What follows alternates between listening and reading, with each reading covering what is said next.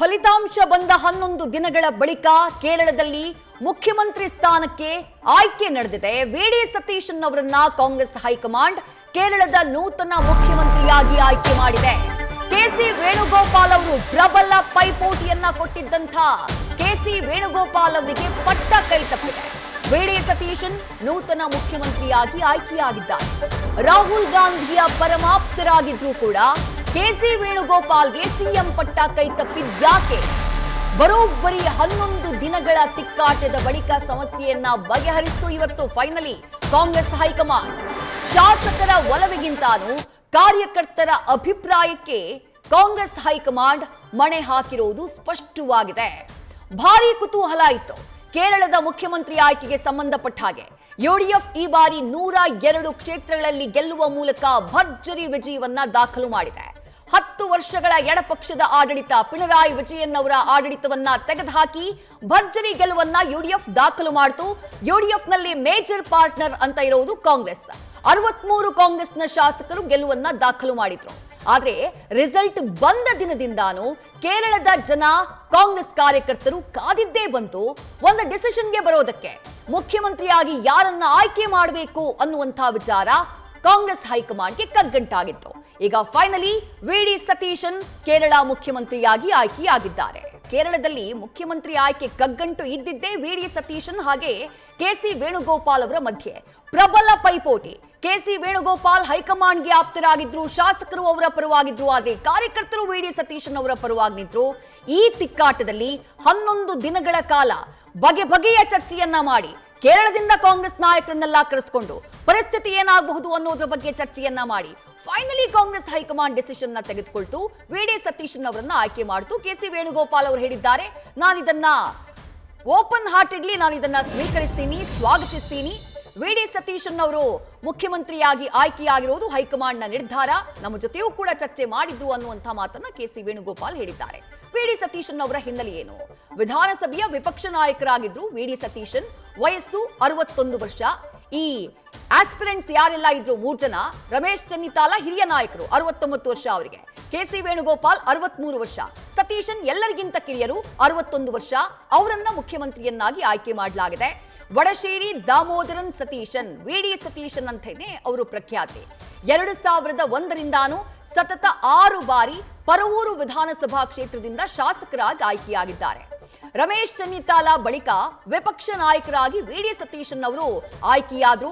ಕೇರಳ ಪ್ರದೇಶ ಕಾಂಗ್ರೆಸ್ ಸಮಿತಿಯ ಉಪಾಧ್ಯಕ್ಷರಾಗಿಯೂ ಕೂಡ ಕಾರ್ಯನಿರ್ವಹಿಸಿದ್ರು. ತಮ್ಮ ವೃತ್ತಿ ಜೀವನದ ಆರಂಭದಲ್ಲಿ 10 ವರ್ಷಗಳ ಕಾಲ ಕೇರಳ ಹೈಕೋರ್ಟ್ನಲ್ಲಿ ಲಾಯರ್ ಆಗಿದ್ದವರು ಈ ವಿ.ಡಿ. ಸತೀಶನ್. 1986ರಿಂದ 87ರ ಅವಧಿಯಲ್ಲಿ ಮಹಾತ್ಮ ಗಾಂಧಿ ವಿವಿಯ ಚೇರ್ಮನ್ ಆಗಿ ಕಾರ್ಯನಿರ್ವಹಿಸಿದ್ರು. ವಿದ್ಯಾರ್ಥಿ ದೆಸೆಯಿಂದಲೇ ರಾಜಕೀಯ ಹೋರಾಟದಲ್ಲಿ ಸಕ್ರಿಯರಾಗಿದ್ದವರು. ಎನ್ಎಸ್ಯುಐನ ಸೆಕ್ರೆಟರಿ ಆಗಿದ್ರು. ಕಾಂಗ್ರೆಸ್ನ ವಿದ್ಯಾರ್ಥಿ ಸಂಘಟನೆಯ ಭಾಗ ಅದು. 1996ರಲ್ಲಿ ಮೊದಲ ಬಾರಿ ಸ್ಪರ್ಧೆ ಮಾಡ್ತಾರೆ. ಆದ್ರೆ ಸಿಪಿಐ ಅಭ್ಯರ್ಥಿ ಪಿ ರಾಜು ಅವರ ಎದುರು ತಮ್ಮ ಮೊದಲ ಚುನಾವಣೆಯಲ್ಲಿ ಪರವೂರು ಕ್ಷೇತ್ರದಲ್ಲಿ ವಿ.ಡಿ. ಸತೀಶನ್ ಸೋತಿದ್ರು. ಅದಾದ ನಂತರ 2001, 2006, 2011, 2016, 2021, ಈಗ 2026 ಸೇರಿ ಒಟ್ಟು 6 ಬಾರಿ ಶಾಸಕರಾಗಿ ಆಯ್ಕೆಯಾಗಿದ್ದಾರೆ ವಿ.ಡಿ. ಸತೀಶನ್. ವಿ.ಡಿ. ಸತೀಶನ್ ಹಾಗೆ ಕೆ.ಸಿ. ವೇಣುಗೋಪಾಲ್ ಅವರ ನಡುವೆ ಬಹಳ ದೊಡ್ಡ ತಿಕ್ಕಾಟ ಇತ್ತು. ಆದ್ರೂ ಹೈಕಮಾಂಡ್ ಫೈನಲಿ ತಮ್ಮ ಆಪ್ತನನ್ನ ಬಿಟ್ಟು ವಿ.ಡಿ. ಸತೀಶನ್ಗೆ ಪಟ್ಟವನ್ನ ಕಟ್ಟಿದ್ಯಾಕೆ? ಒಂದಿಷ್ಟು ಕಾರಣಗಳನ್ನ ನೋಡ್ತಾ ಹೋಗೋದಾದ್ರೆ, ವಿ.ಡಿ. ಸತೀಶನ್ಗೆ ಗೆಲುವನ್ನ ತಂದು ಕೊಟ್ಟಿದ್ದು ಕಾರ್ಯಕರ್ತರ ಬಲ. ತಳಮಟ್ಟದ ಕಾರ್ಯಕರ್ತರ ದೊಡ್ಡ ಬಲ ವಿ.ಡಿ. ಸತೀಶನ್ಗೆ ಇತ್ತು ಕೇರಳದಲ್ಲಿ. ಅದು ಮುಖ್ಯಮಂತ್ರಿ ಆಯ್ಕೆಗೆ ದೊಡ್ಡ ಬಲವಾಗಿ ವಿ.ಡಿ. ಸತೀಶನ್ ಅವರಿಗೆ ಸಿಕ್ತು. ಹೈಕಮಾಂಡ್ ಆಪ್ತರಾಗಿದ್ರು ಕೂಡ ಕೇರಳದಲ್ಲಿ ವಿ.ಡಿ. ಸತೀಶನ್ ಪ್ರಬಲ. ಕೆ.ಸಿ. ವೇಣುಗೋಪಾಲ್ ಹೈಕಮಾಂಡ್ಗೆ ಪರಮಾಪ್ತರು, ಹೈಕಮಾಂಡ್ ಲೆವೆಲ್ ನಲ್ಲಿರುವಂತಹ ನಾಯಕ. ಅಂಥದ್ದೊಂದು ಪವರ್ಫುಲ್ ಪೊಸಿಷನ್ ನಲ್ಲಿದ್ರು ವಿ.ಡಿ. ಸತೀಶನ್ ಕೇರಳದಲ್ಲಿ ಪ್ರಬಲರಾಗಿದ್ರು. ಇದು ಬಹಳ ಇಂಪಾರ್ಟೆಂಟ್. ಪಿಣರಾಯಿ ವಿರುದ್ಧ ಆಡಳಿತ ವಿರೋಧಿ ಹೋರಾಟದ ನೇತೃತ್ವವನ್ನ ವಹಿಸಿದ್ದೇ ಈ ವಿ.ಡಿ. ಸತೀಶನ್ ಅವರು. ಆಡಳಿತ ವಿರೋಧಿ ಅಲಿಯ ಫೇಸ್ ಆಗಿದ್ದಿದ್ದೇ ವಿ.ಡಿ. ಸತೀಶನ್. ಕೈ ಕಾರ್ಯಕರ್ತರ ವಿಶ್ವಾಸವನ್ನ ಗಳಿಸುವಲ್ಲಿ ವಿ.ಡಿ. ಸತೀಶನ್ ಸಕ್ಸಸ್ ಆಗಿದ್ರು. ಹಾಗಾಗಿನೇ ರಿಸಲ್ಟ್ ಬಂದಂತಹ ನಂತರದಲ್ಲಿ ಕೇರಳದಾದ್ಯಂತ ಪಕ್ಷದ ಕಾರ್ಯಕರ್ತರು ಮಾತ್ರ ಅಲ್ಲ, ಜನ ಕೂಡ ವಿ.ಡಿ. ಸತೀಶನ್ ಮುಖ್ಯಮಂತ್ರಿ ಆಗಬೇಕು ಅಂತ ಹೇಳಿ ಪೋಸ್ಟರ್ಗಳನ್ನೆಲ್ಲ ಹಾಕಿದ್ರು. ಪ್ರೊಟೆಸ್ಟ್ಗಳನ್ನೆಲ್ಲ ಮಾಡಿದ್ರು.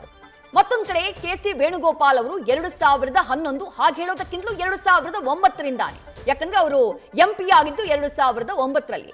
ಆಗಿನಿಂದಾನೂ ರಾಷ್ಟ್ರ ರಾಜಕಾರಣದಲ್ಲಿ ಕೆ.ಸಿ. ವೇಣುಗೋಪಾಲ್ ಬ್ಯುಸಿ ಆಗಿದ್ದಾರೆ. ಸೆಂಟ್ರಲ್ ಮಿನಿಸ್ಟರ್ ಆಗಿದ್ರು, ಈಗ ಕಾಂಗ್ರೆಸ್ನ ಜನರಲ್ ಸೆಕ್ರೆಟರಿ ಆಗಿದ್ದಾರೆ, ಆರ್ಗನೈಸೇಷನ್ ವಿಭಾಗದ ಜನರಲ್ ಸೆಕ್ರೆಟರಿ, ಪ್ರಧಾನ ಹುದ್ದೆಯಲ್ಲಿದ್ದಾರೆ ಹೈಕಮಾಂಡ್ ಮಟ್ಟದಲ್ಲಿ. ಹಾಗಾಗಿ ಕೇರಳದ ರಾಜಕಾರಣದಲ್ಲಿ ಅಷ್ಟಾಗಿ ಕೆ.ಸಿ. ವೇಣುಗೋಪಾಲ್ ಅವರ ಪ್ರೆಸೆನ್ಸ್ ಈಗಿಲ್ಲ, ದಶಕಕ್ಕೂ ಹೆಚ್ಚು ಕಾಲ ಆಗೋಗ್ಬಿಡ್ತು. ಹಾಗಾಗಿ ಈಗ ಅಲ್ಲಿರುವಂತಹ ನಾಯಕ ವಿ.ಡಿ. ಸತೀಶನ್ ಅವರ ಪವರ್, ಅವರ ಪ್ರಭಾವ ಕೇರಳದಲ್ಲಿ ಹೆಚ್ಚಾಗಿದೆ. ಇನ್ನು ಶಾಸಕರ ವಿಶ್ವಾಸವನ್ನ ಗಳಿಸಿದ್ರೂ ಕೂಡ ಇದೇ ಕಾರಣಕ್ಕಾಗಿ ಕಾರ್ಯಕರ್ತರ ಬಲ ಕೆಸಿವಿಗೆ ಸಿಗ್ಲಿಲ್ಲ.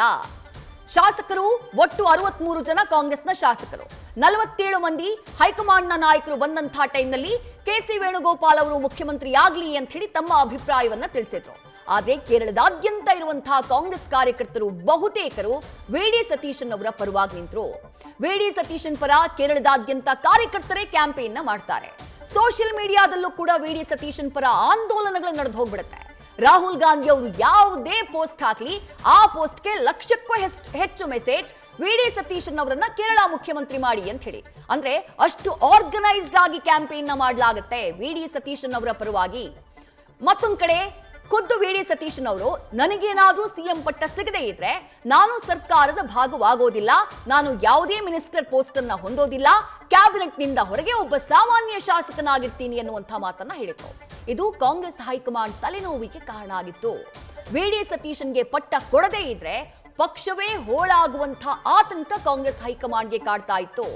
ಆ ಕಾರಣಕ್ಕಾಗಿ ಕಾಂಗ್ರೆಸ್ ಹೈಕಮಾಂಡ್ ಕೆ.ಸಿ. ವೇಣುಗೋಪಾಲ್ರನ್ನ ಕೈಬಿಟ್ಟು ಪಕ್ಷದ ಕಾರ್ಯಕರ್ತರ ನಿರ್ಧಾರ, ಅವರ ಒಲವು, ಅವರ ಒತ್ತಡಕ್ಕೆ ಮಣಿದಿದ್ದಾರೆ ಹೈಕಮಾಂಡ್ ನಾಯಕರು.